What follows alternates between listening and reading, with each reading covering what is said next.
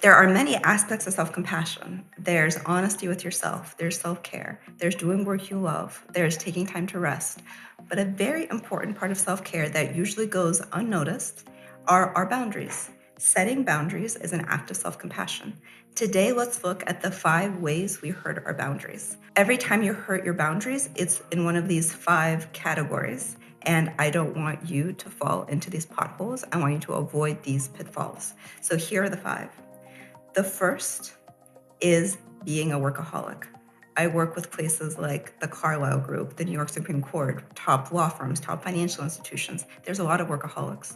And workaholics have trouble setting boundaries because they just say, I'm too busy.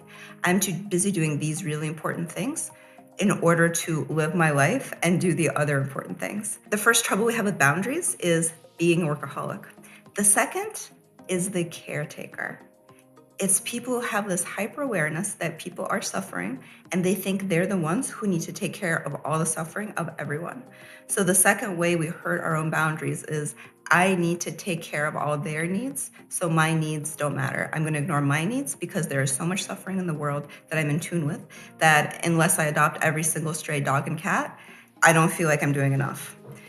The third is someone who sacrifices what they believe in order to fit into their family, their religious tradition, in order to meet others' expectations. It's the feeling that this institution, this structure, its demands, its values are more important than what I feel inside. So I will sacrifice myself at their altar.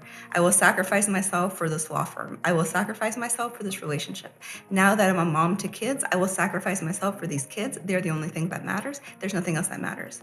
So it takes one thing, it makes it the idol of your life, and you're here to serve that idol, and boundaries are irrelevant because all you're doing is serving that idol. The fourth way we hurt our boundaries is similar but different. It's the lover. I love this person so much, I will do anything to please them. I will do anything to please the people around me. I want them to like me, and them liking me is so much more important than my inner compass. Them liking me is more important than my happiness. Sometimes them loving me and liking me is more important than my life. That happens to people, and it ends up being very harmful. Those relationships are always abusive. The fifth way we hurt our boundaries is numbing ourselves. I shut myself down to reality. So I build a boundary between me and reality. This is something we discuss a lot with top leaders. Leadership has to be reality-based. You need to be grounded in reality in order to grow a business, to make a positive change. In order to thrive professionally, you need to be grounded in reality. So the number is someone who builds a boundary between themselves and the present moment through drinking, through drugs, through over shopping, through food, through gambling. It's an excess of something in order to ignore something else. And that's a huge boundary. So setting boundaries is important. I also want to say everything in moderation. You can have a boundary problem in the other direction. You can be so good at setting boundaries that no one on this earth will ever get on your calendar and you won't ever spend time with anyone. You can be so good at setting boundaries that you can't actually be in a good relationship, or you can't actually get a job done because you just have boundary after boundary after boundary. So set boundaries. Don't numb yourself. Don't do things just so people love you.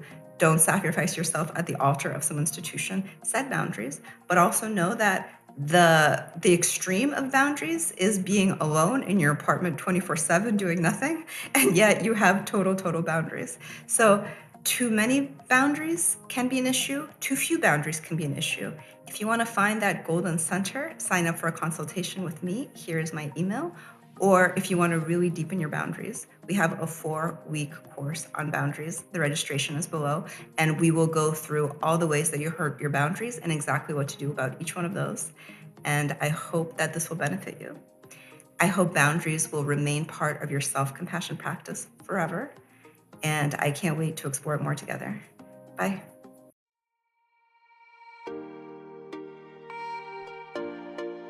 Hey, it's Elizabeth. My goal is to help you follow the path to happiness with these videos. There's always something new each week. Subscribe to this YouTube channel so you see them. I'll see you soon.